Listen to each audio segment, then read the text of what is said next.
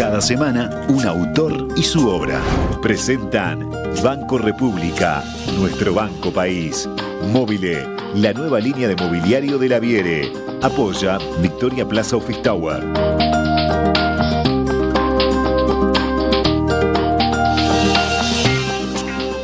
Hola a todos, bienvenidos a una nueva conversación con el artista de la semana. Hoy recibimos en el estudio a Pedro Peralta. Bienvenido, Pedro. Bueno, muchas gracias, buenos días y bueno, gracias por recibirme. Un placer tenerte por acá. Ya estuvimos charlando un poquito en la previa, ya fuimos desentrañando un poquito la madeja, ya tenemos adelantados algunos temas para conversar por acá, pero vamos a contarles a los oyentes un poquito más del artista. Pedro Peralta es uno de los grandes nombres de la plástica uruguaya contemporánea. Nació en Salto y después de vivir muchos años en Montevideo, ahora está radicado en Maldonado, precisamente en Balneario Buenos Aires. Viene de una familia de artistas, de una casa de artistas. Su padre era el pintor Aldo Peralta y su madre la artista Lacy Duarte. Aunque la plástica no fue su primera opción, ya nos va a contar, a ver si nos da el tiempo, cuál era esa otra idea que tenía en mente. Se metió en el mundo de las artes desde muy joven. Fue discípulo de grandes maestros que le enseñaron la técnica del dibujo, del grabado y de la pintura. Y hoy él también es docente, una tarea que disfruta mucho, y hace más de 3 décadas que tiene su propio taller. En estos años recibió múltiples premios y ha hecho muchas muestras en Uruguay y también en el exterior. Por estos días, de hecho, hay una muestra en la Facultad de Arquitectura que expone reversiones de obras suyas, y de eso también queremos que nos cuente un poquito. Había, Pedro, mucho material para empezar a hacer preguntas, para preparar el cuestionario, pero una de las cosas que más me llama la atención revisando un poco tu obra, y que creo que también a los oyentes, a la gente que comentó en las redes, también iba por ahí, es la cantidad de personajes que aparecen en tus obras y la cantidad de íconos. El Palacio Salvo, bueno, aparece el cerro, aparece Carlota de Blanes, aparece el gaucho, el mate. ¿Cuándo se empezaron a meter esos personajes en tu obra? Bueno, es una historia. ¿Siempre? Es una historia bastante larga. Empezó en 1992. Yo estaba exponiendo en Helsinki, Finlandia, y tenía una obra que no dibujaba casi, era casi abstracta, siguiendo como todo artista joven siempre tiene a quién seguir. Yo seguía a Lechinski, que era un pintor del grupo Cobra. Cobra quiere decir Copenhague, Bruselas y Ámsterdam. Pero cuando llegué a Malmö, en Suecia, que expuse primero, y después a Helsinki, me di cuenta de que lo sigo amando como artista, pero no tengo nada que ver con un escandinavo. Entonces me empecé a preguntar qué era yo o qué era un uruguayo, y ahí surge todo un juego que derivó en esto. Ahí fue la primera vez. ¿Qué fue lo primero que hiciste? Lo primero que hice, hay una que es graciosa, que me acordé de que alguien dijo por ahí: los uruguayos descienden de los barcos, y me di cuenta que culturalmente nosotros tenemos una cultura que es de las migraciones de Europa hacia acá, de la pintura italiana. Blanes mismo es escuela italiana, de la escuela francesa, sobre todo para mí la escuela española, Goya, Velázquez. Entonces empecé a jugar, pues yo no tengo ideas, no tengo intenciones de ser ni trascendente, ni darle ideas o contarle cómo debería ser el mundo a otros, sino que lo que me interesa es jugar. Y jugando empecé a jugar que los uruguayos éramos el resultado biológico del realismo mágico. Es una mezcla de cosas que venían de Europa, pero que dieron una cosa nueva, como pasó con el barroco americano, las iglesias de Brasil, Santo Ángelo, o en el Caribe, todo lo que es el barroco americano, que intentaron hacer un barroco italiano, pero los que construían las iglesias eran indios y negros. Entonces las vírgenes dejaron de ser rubias, empezaron a ser morenas, los cuernos de la abundancia tiraban maíz, no oro, y ese es el producto nuevo. Se llama, después el avanzado, Carpentier, en Tientos y Diferencias, estudió mucho eso y habló de eso, y surge lo que sería el sincretismo cultural, ¿no? Acá lo vimos en cosas, por ejemplo, como en el Umbanda, que San Jorge es Ogún, o la Virgen de la Candelaria es Iemanjá. Esa mezcla genera algo nuevo. Y bueno, yo creo que nosotros somos como criollos culturales, te diría. Y algo de eso es lo que plasmaste en tu pintura. ¿Es ese barquito de papel que sigue apareciendo? Sí, el barquito de papel tiene como dos orígenes, porque es el viaje de esa cultura, pero también es el viaje en el que yo me sometía, porque de muy chiquito yo salí de 3 años de Salto y nos fuimos a vivir a Aiguá, y el juego que teníamos de niños con mi hermano eran las cunetas de la calle y hacer barquitos de papel y navegar. Ese era el juego predilecto para mí, y creo que el momento en que decidí que el resto de mi vida lo quería pasar jugando, ¿no? Decías por ahí el tema del humor aparece también mucho, ¿no? El humor, la ironía en tu obra. Que claro. Dicen los que te conocen que bueno, es parte de vos, ¿no? Obviamente. Sí, claro, el humor es algo fundamental. Lo que pasa es que forma parte también de una cosa, esto es muy psicoanalítico, ¿no? De sacar las cosas feas y transformarlas. O sea, yo te decía en el 92, cuando fui, la otra cosa que era la más dura, que me llevó a cambiar de pensar que un uruguayo, fue viajar en un barco de la Viking Line, volviendo de Helsinki con 2.500, 3.000 neonazis adentro del barco, y no me tiraron al agua de casualidad. Y reflexioné muchísimo del mundo por eso. No como visión política, sino por reflexionar sobre el ser humano. Quedé muy impactado, estuve 3 años dibujándolos como exorcismo a esos tipos, y en un momento los junté todos, los arrullé y quemé más de 300 dibujos en mi patio.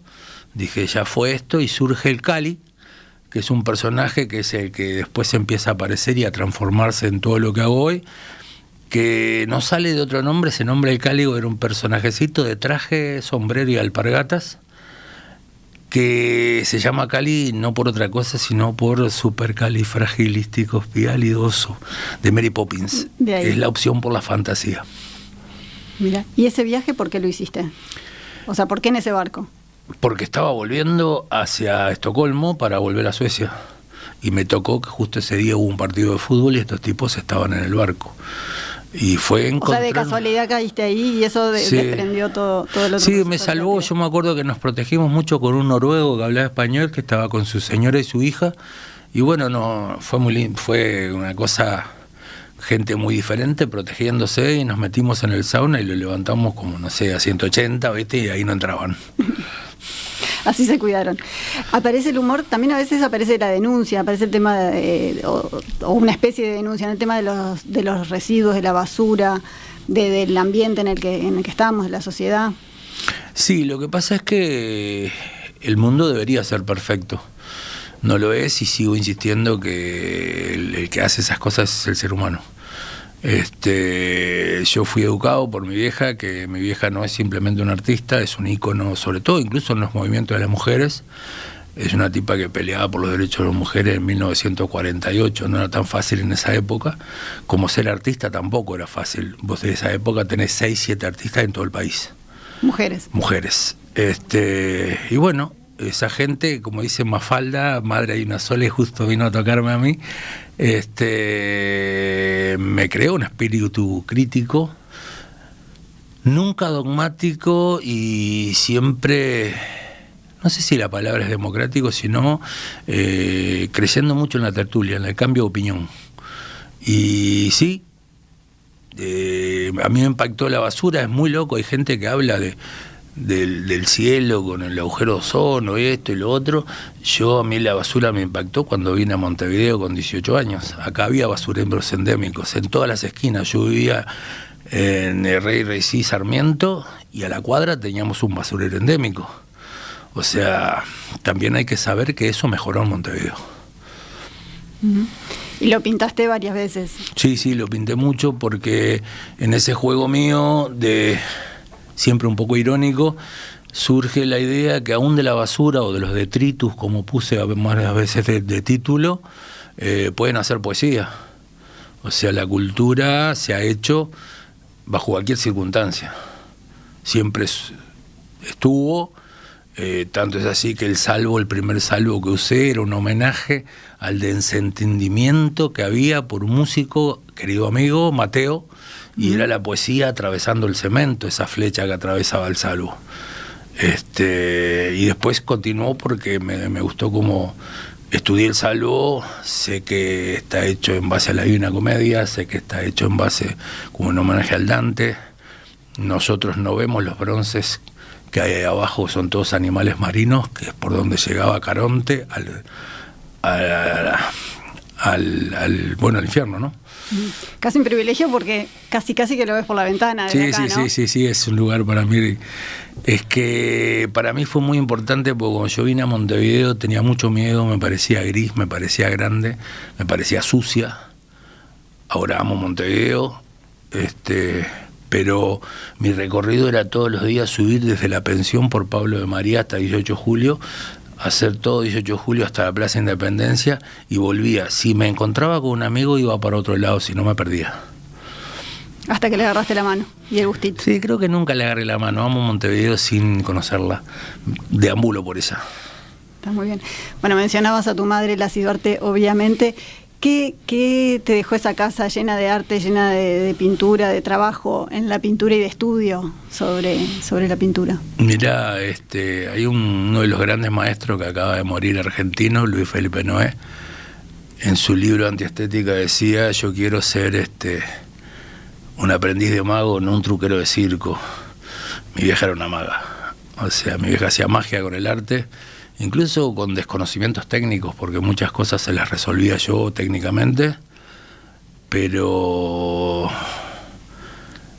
hay gente que tiene un lugar, un estado en su cerebro, en su alma, en sus huesos, que llevan a que lo que hacen se transforma en arte. Y date cuenta que yo por eso lo digo, hay gente que no me entiende, que mi vieja convenció al mundo entero que una muñeca mal cortada era arte, o mal hecha era arte, y eso es un objeto de poder. Convenció a todo el mundo que es arte. O sea, en el Museo de la Johnson & Johnson en Seattle hay una sala con dos salas, una con una instalación y otra con pintura de mi vieja. El director del museo más antiguo de la mujer, cuando mi madre estaba viva, que es en Gales, 100 años de museo de artistas solo mujeres, vino a Montevideo a cenar con mi vieja en el Bacacay. Y en China, por ejemplo, yo puse en una sala que lleva el nombre de mi vieja.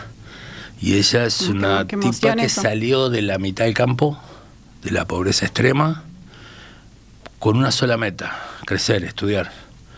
No se entregó a ser una mujer más de las tantas que hay en nuestro campo, que a lo máximo que pueden aspirar es ser esposa de un peón.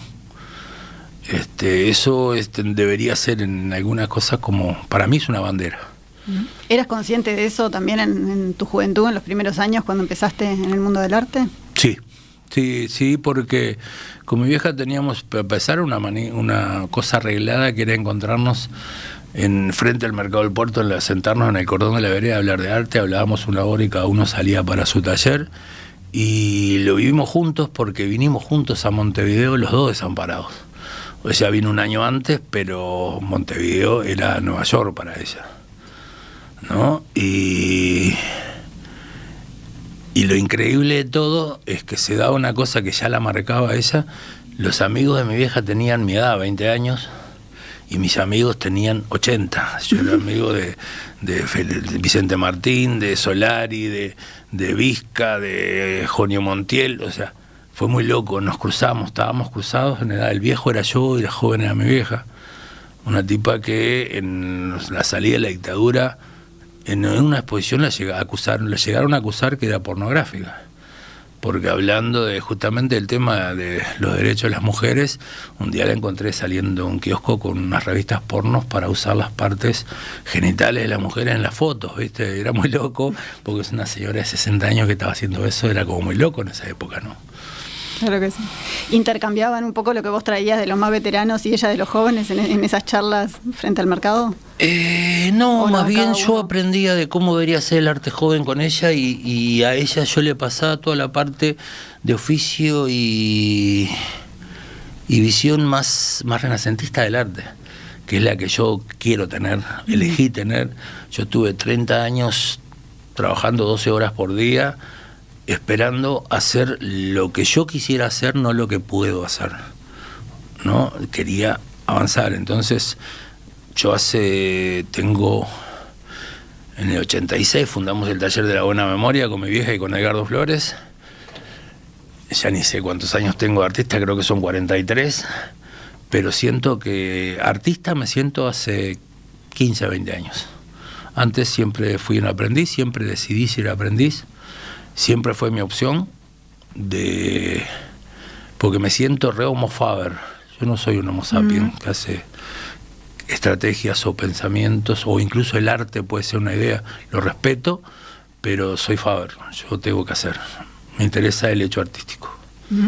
Igual sobre eso del saber y del aprender, creo que era Enrique Aguerre que también lo mencionaba en los mensajes que dejaban estos días. Se nota que en tus obras hay conocimiento sobre la historia del arte, sobre la técnica y sobre la historia del arte, por esos personajes, por cómo los metes en tu obra, por el contexto en el que están, por las piezas en las que se enclavan, se suman. Sí, claro, esos personajes, muchos vienen del arte, de la historia del arte europeo. Incluso considero que Carlota Ferreira es un poco historia del arte europeo porque es escuela italiana, o sea, no hay otro cuadro académico como el de Carlota. En ese momento en que Blanes lo pintó, tenés que remontarte hasta Seattle, ¿no? Allá de Estados Unidos, casi Canadá, para encontrar otro pintor académico de ese nivel. Y yo lo fui poniendo, de ahí surge el humor, con una forma medio de collage, ubicándolos geográficamente. Por eso siempre va a aparecer el Salvo, siempre va a aparecer el cerro.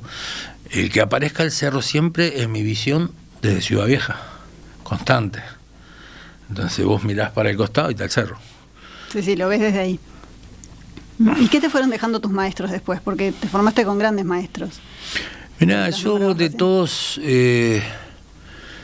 todos aprendí de una forma distinta. Casi no hice ejercicios ni nada, ni escuela con ninguno de ellos, simplemente los vi trabajar.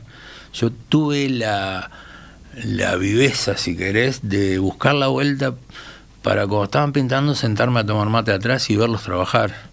Lo que pasa es que hay maestros, yo fui ayudante de Vicente Martín 8 años, y el viejo me adoraba, pero yo trabajaba con él. Entonces ahí no solo estaba viendo, sino que estaba incidiendo, y a veces hasta de atrevido que soy le decía, che Vicente, ese amarillo, ¿te parece ladrón de gallina? Me decía, bueno, pongamos otra cosa. Y iba a lo de Solari y le preguntaba cosas de grabado. Amo el grabado. Y también aparece un tipo un maestro que vive en Porto Alegre, que es uruguayo, Gustavo Nacle, que es escultor, que tiene una obra que se puede ver re contemporánea porque es expresionista, pero el tipo trabaja a la cera perdida. O sea, es con lo que se hacían los monumentos de bronce. O sea, necesitas un oficio bestial, impresionante, y además fundir. O sea, fundir bronce no es joda. La pinza con que agarrás aquel cazón con el bronce fundido está a 4 metros tuyo y te está quemando. Y bueno, y al final decidí que por su opción por el trabajo, a Gustavo lo único que le interesa es trabajar. Tengo una anécdota maravillosa, que un día estaba en la casa, él tenía, como le iba muy bien, tenía terrible auto, me dice, ya vengo Pedro, se fue y volvió en un camión lleno de bronce, y digo, ¿y el auto? Y se lo cambié por bronce. ¿Entendés? El tipo no paraba ante nada para hacer arte, y fue mi bandera.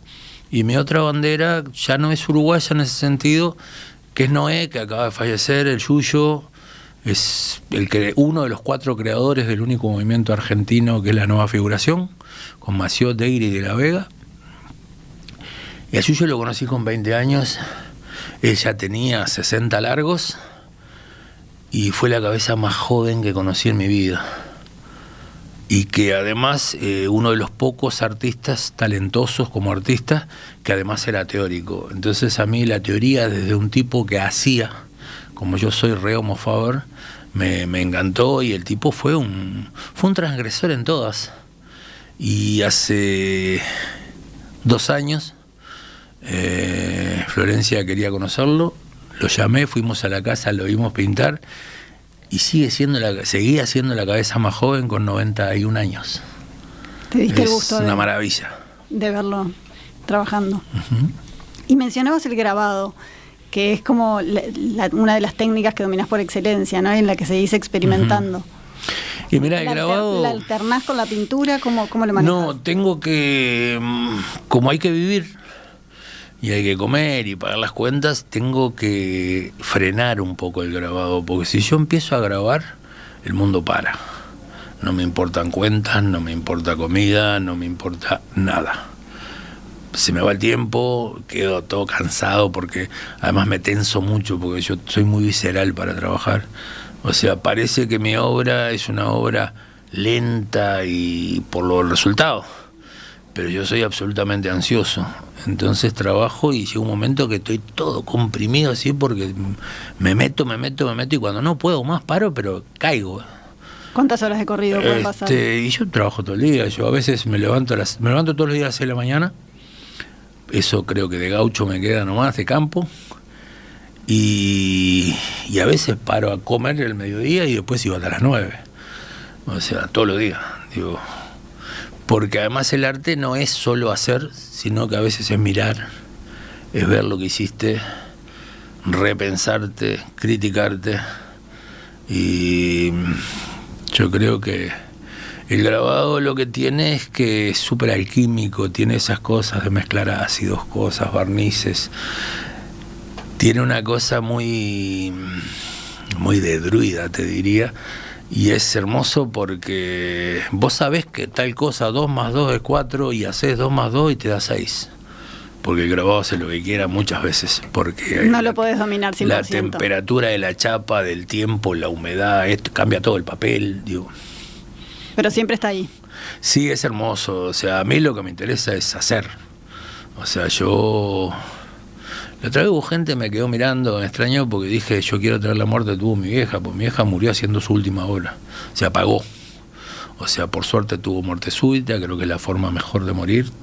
Te bajaron la llave y te moriste, y quedó arriba de su última obra. Y yo la cuidé, la restauré, la cosí, la tengo, porque murió trabajando eso, y nada mejor para un artista que eso, ¿no? Haciendo lo que más te gusta. Sí. Nos vamos a ir a una pausa y ya volvemos, que quiero que me cuentes de la exposición.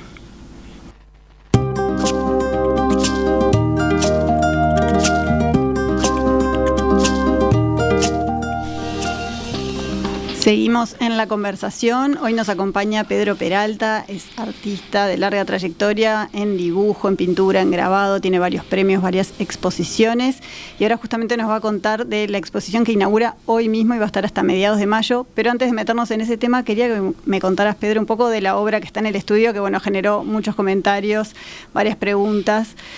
Contame cómo surgió, qué representa, de tus palabras, a ver. Toda esta serie, que son en realidad dibujos sobre tela, lápiz sobre tela, que después yo solo trabajo en acrílico blanco y acrílico negro. Decidí hacer toda una serie sobre el mundo alrededor de Babel, y son sus distintas visiones, distintas ideas. En el caso de esto es el encuentro con Helios, que es el dios del sol. A mí me interesa mucho la mitología, me interesa, y a veces incluso hay cosas que creo mucho en Jung, con el tema del inconsciente colectivo, que están ahí y surgen y las encuentro en mi propia obra sin darme cuenta. La estamos viendo en la pantalla obra, para los que nos siguen en video, para que tengan más detalles. Sí, esta es una obra que primero hay dos cosas. En un momento me planteé, yo estaba haciéndolas todas como cilíndricas y digo, no tiene por qué haber sido construida cilíndricamente. Y como es una idea, en algún momento digo, Babel, por un tema de no entenderse, distintos idiomas y esto y lo otro, se destruye, no llegan a construirla. Y me di cuenta que ninguna visión de las que he visto en la historia de Babel está destruyéndose, está estática. Entonces a mí me interesó el momento de la explosión. A ver qué pasa en ese momento. ¿Cuándo cayó? Entonces dije, bueno, pero ¿qué la movió? Y ahí fue que metí el carro de Helios, que como chocando contra eso y generando humo, cosa. Pero es inevitable conmigo que surja. Yo soy un amante del cine, o sea, el cine me ha marcado culturalmente, o sea, llegué a tener el número 300 de Cinemateca, soy un amante del cine, sobre todo el neorrealismo italiano, los Taviani, todo, o sea, Gassman para mí es Dios. Y el cine me cuenta mucho, y les va a parecer broma, pero en la parte de abajo de esta torre aparece Avatar. La película Avatar, que son esas islas flotantes de la película, porque me encantaron como imagen. O sea, yo hace mucho tiempo tomando una frase de Silvio Rodríguez, puse lo siento por los muertos de mi felicidad. O sea, yo si tengo que copiar o sacar una idea, la hago sin ningún problema, después me hago cargo. Así que aparece ahí también. Sí, claro, es ese mundo flotante, ese mundo, porque una cosa tan pesada en el aire tiene que ver con una idea que, como te dije hoy, del Cali. O sea, cuando el Cali sale de San Carlos hacia Montevideo, ese personaje, pero en realidad lo que salió fue su cabeza. O sea, es una cabecita volando como con alas, con sombrerito, que es el mundo mío de las ideas, ¿no? Porque, hubo un cambio grande incluso, porque yo en toda mi época maravillosamente hermosa de San Carlos, yo estaba preparado para ser profesor de educación física, que no te lo dije hoy. Bueno, viste que lo dije, Sí. lo dije en la presentación que Yo amo tu eso. primera opción era esa, ¿no? Creo que la educación física también es humanística, también es de equipo, también es formarse. No me gusta el mundo de la competitividad. Pero quería bueno, llegar a una Olimpiada. Sí, era mi sueño. Yo fui a los 11 años, saltaba 1,70 m y mido 1,69 m. Inauguré el campus, salí tercero en el Nacional, jugué al básquetbol, la selección de Maldonado, menores, juveniles y mayores, y al voleibol también. Volaba, saltaba muchísimo. Pero bueno, temas siempre aparece el ser humano, que no vienen al caso en este momento. No me dejaron entrar al instituto y me quedé volando ahí sin saber qué hacer. Y para no volverme loco me puse a pintar. Por eso sé que el arte sana. Ahí va, que es algo que también decís en general, ¿no? Uh-huh. Y bueno, vamos a volver a Babel, Sí, porque perdón. ya se nos termina el tiempo, y está muy ligado, porque sobre esa exposición que fue Babel, sobre esas obras, es que surge la exposición que se inaugura hoy en la Facultad de Arquitectura, que es como una reinterpretación de esa serie de obras. Sí. Contanos un poquito. Esto surge de la tertulia con un grupo de estudiantes del Taller Comerci, con su profesor, el arquitecto Juancito. Qué horrible, el nombre lo tengo siempre, y justo en este momento me olvido su nombre, ahora se me va a salir. No pasa nada. Y bueno, con ellos empezamos a hablar de qué era el arte, cómo se hacía, porque ellos son un grupo muy especial. Ellos quieren creer, están peleando, sueñan con que, o sea, de afirmar con aquello de que la arquitectura no es una simple cosa para poner gente adentro, sino que también es arte. Perdón, Juan Pablo Tuja, perdóname, Pablito, es el arquitecto, que es el docente Fuga. de ellos, es el docente del Fuga. colectivo Fuga. Ahí va. Y bueno, y conversando con ellos, en un momento con mucho temor, ellos son gente muy joven, me dijeron, estaría bueno para hacer algo, y yo dije, mi juego, me llamaron, amo trabajar con jóvenes. Le dije, ok, creemos una idea, ustedes interpreten esta exposición que habían ido a ver, que es Porque la Babel. exposición estuvo en la Barra. Estuvo en la Barra, en una galería, y digo, y hagan lo que ustedes quieran. Pero me dice, pero ¿cómo hacemos? Y sean libres. Fue todo lo que les pedí, que fueran libres. Porque yo creo que la única cosa que en arte no podés dejar de ser es libre. El arte es la única verdad para mí que tiene, no hay ni una forma de enseñarlo, no hay una técnica que sea la perfecta, para mí, ¿no? Modestamente, simplemente la única cosa que cuenta que debería estar es honestidad y libertad en una obra. Y estos chiquilines trabajaron y fue hermoso porque empezaron con cierto temor, pero inevitablemente apareció siglo XX y siglo XXI. O sea, yo soy reanalógico, ellos son de este mundo. Vinieron con toda la tecnología. Vinieron con toda la tecnología, realidad virtual. Me hablan viene uno y me dice, ¿te gustaron los renders? Y digo, no sé lo que es, ¿no? Porque soy de otra época. Y me encanta eso porque estoy aprendiendo yo más que ellos. O sea, yo estoy aprendiendo más del mundo de ellos, que ellos del mundo mío, que lo tienen en todo. Bueno, tu mundo fue la inspiración y ellos fueron como para atrás, deconstruyeron un poco esos edificios. Se ven los interiores, sí, se ven los Yo planos. hice una torre de estas que ustedes vieron y ellos lo que hicieron fue deconstruir, ir hacia atrás, planos, las hicieron por adentro, las adornaron, surge el 3D, surgen videos. Digo, es un mundo increíble, maravilloso. Digo, este año te podría decir que el 24 y el 25 para mí ha sido el año de la tecnología en mi vida, porque incluso tiene que ver con, en algún momento te conté, la ida a China con todos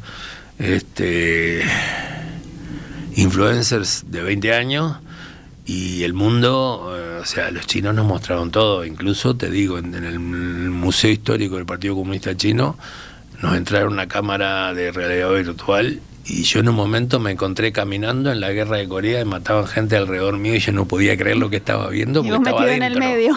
Es demencial lo que hay, y a mí me encanta, porque yo creo que la tecnología hay que aprender a usarla, no hay que tenerle miedo.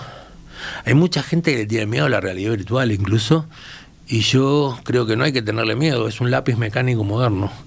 O sea, en mi época, cuando surge el lápiz mecánico, decía, no, yo le quiero hacer punta, ¿viste? Porque nos poníamos reaccionarios, ortodoxos. Yo creo que todo eso va a ser un nuevo camino, y es el mundo de ellos. Bueno, más allá de la herramienta puntual, la docencia te da eso también, ¿no? El ida y vuelta con los jóvenes, el estar claro, permanentemente aprendiendo. Yo creo que tiene mucho que ver Juan Pablo Tuja con eso, porque él es un docente de arquitectura, pero para mí es un docente bastante especial, porque él trabajó en nuestro taller como alumno en su momento y nunca llegó a hacer nada más que hablar de arte. O sea, su ir al taller para él era conversar sobre determinadas cosas y cómo debería ser el mundo.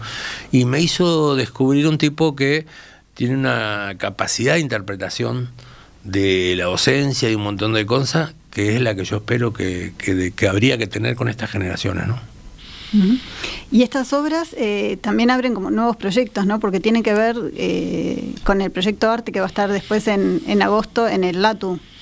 Claro, porque nosotros ahí decidimos conceptualmente, Babel es el desentendimiento o el problema de enfrentar distintas visiones, distintas ideas, distintos idiomas, distintas técnicas. Entonces decidimos abrirlo y entonces convocamos a los estudiantes, incluso a cualquier persona, a hacer su interpretación, aún destruyendo la nuestra, no nos importa, porque lo interesante de esto es la discusión sobre el problema. Y bueno, y va a terminar lo que venga, lo estamos haciendo mediante Instagram, toda la parte de redes. A que presenten su propuesta. A que presenten su propia propuesta, y van a estar en exposición en la Feria PA, que sería 8, 9 y 10 de agosto, sí. Sí, eso para mí enriquece mucho más, porque a mí me encanta que exista alguien que me diga, no, lo que vos hiciste deberías hacerlo de tal manera, ok, discutámoslo. Es la forma. Buenísimo. Bueno, ¿y qué otros proyectos tenés para este año?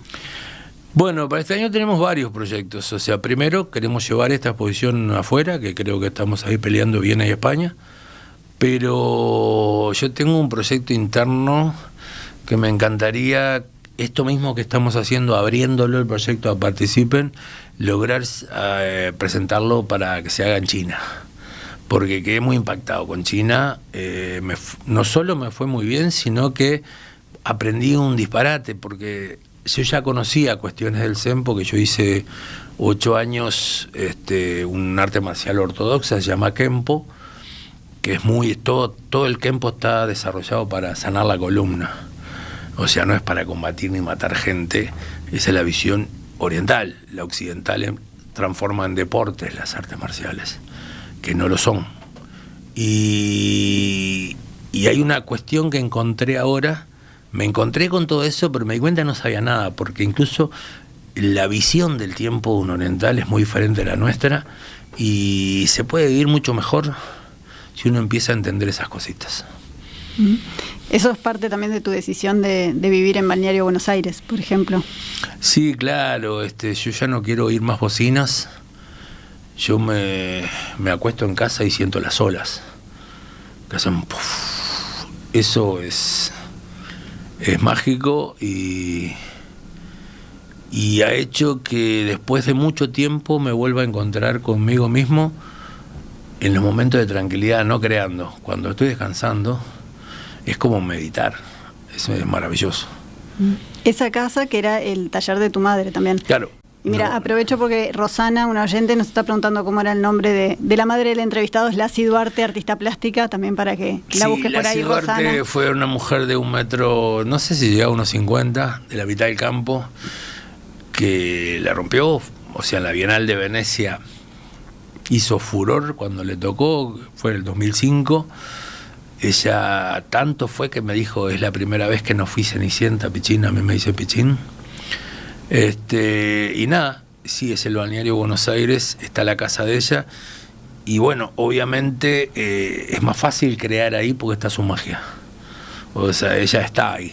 O sea, yo cuando murió mi vieja tengo una obra, lo tengo tatuado, que dije que fue un ángel disfrazado de muerte que se la llevó, y lo dibujé, lo hice arte, y sigo creyendo en eso. Creo que cuando uno genera esa magia de hacer creer que cosas súper simples, a veces, o sea, ahora estuvimos en Vic, en la estancia Vic en Coso, y mi vieja le pintó las paredes de barro. Pero sin embargo da la casualidad que en este momento es la pieza que más piden, porque es un páramo de calma. Lo que hizo. transmite. Sí, es una maravilla, y bueno, y eso es muy difícil de lograrlo, y bueno, lo logró. Yo no me olvido que mi vieja era la esposa de Aldo Peralta, hasta que murió mi viejo y se transformó en la primera artista del país, porque pudo ser ella. O sea, sé que hay una diferencia grande en esas épocas del trabajo de una artista mujer con una artista del hombre. A mí me presentaban como el heredero universal de Aldo Peralta, y yo quería ser el heredero universal de Lacy Duarte. Pero el sistema es así. ¿Y ahora cómo te sentís? Y ahora estoy tratando de ser yo, con esas influencias, con un mundo. Date cuenta que a mí, por los viejos, mi hermano también era pintor, murió este año. Me tocó, yo llegué a conocer a Cunio con 100 años. O sea, yo iba a la casa de todos los artistas de primera línea de acá. Entonces, creo que no tenía otra que ser artista, por más que yo quería hacer lo que quería hacer. Sigo amando el deporte, pero bueno, así es. Perfecto. Bueno, Pedro, muchas gracias. Gracias por tu arte, gracias por todas esas frases, nos quedan resonando en la cabeza, y quedamos atentos a todas las novedades. Dale, muchas gracias a ti.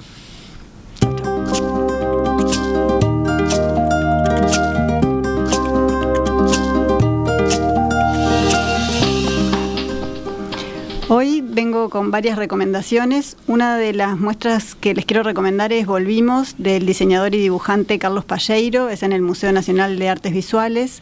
Es una muestra que inauguró hace pocos días y que reúne en gran medida el trabajo de este uruguayo que vivió buena parte de su vida en México. Son 80 ilustraciones digitales, 80 afiches, 80 carátulas de libro y 60 carátulas de discos. Volvimos, la muestra de Carlos Palleiro, es en el Museo del Parque Rodó y va a estar abierta hasta fines de julio. También les quiero volver a recomendar una muestra que comenté hace un par de semanas en el Museo Blanes, se llama Pure Gold y aborda el tema de la basura y el reciclaje. Vuelvo con ella porque ahora en sus últimas semanas suma a la exposición visitas comentadas y también una serie de talleres organizados por el museo, el Instituto Goethe y el estudio Taller Tacho, que están enfocadas en la valorización y la reutilización de residuos. Las actividades van a ser el sábado 3, el 10 y el 17 de mayo porque la exposición se termina el 18. Van a estar a cargo de organizaciones y colectivos locales que trabajan en distintas dimensiones la gestión y la valorización de los residuos y son con entrada gratuita, abiertas a todo público y en la tarde a partir de las 15 horas. Además, para cerrar esta sección de recomendados, vamos a aprovechar que tenemos al entrevistado de hoy, a Pedro Peralta, que justo hoy, 30 de abril, inaugura una exposición en la Facultad de Arquitectura y tiene todos los datos acá para pasarnos. A ver, Pedro, bueno, ¿qué nos puedes contar? La voy a leer así soy claro. La exposición es Reinterpretando Babel. Son diálogos entre arte y arquitectura y se inaugura hoy, 30 de abril, hasta el 18 de mayo en la FADU, Facultad de Arquitectura. A las 6 de la tarde incluso vamos a tener una charla, explicación, hablo yo, habla Juan Pablo Tuja y hablan los muchachos del grupo. Además estamos haciendo una convocatoria abierta a participar reinterpretando Babel en cualquier medio artístico y ser parte de la próxima exposición de la Feria Paz del 8, 9 y 10 de agosto. Y bueno, lo último eso, hoy inauguramos en el FAU, pero agrego una cosita más. Palleiro es un ícono de nuestro país, es un artista que amo, vayan a verlo.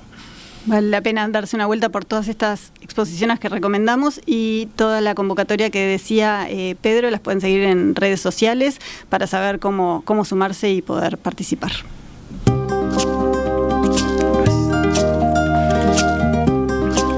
Ahora sí, nos despedimos. La entrevista queda disponible en un ratito nada más en todas las plataformas de la radio y nosotros nos volvemos a encontrar el miércoles que viene para una nueva conversación. Muchas gracias.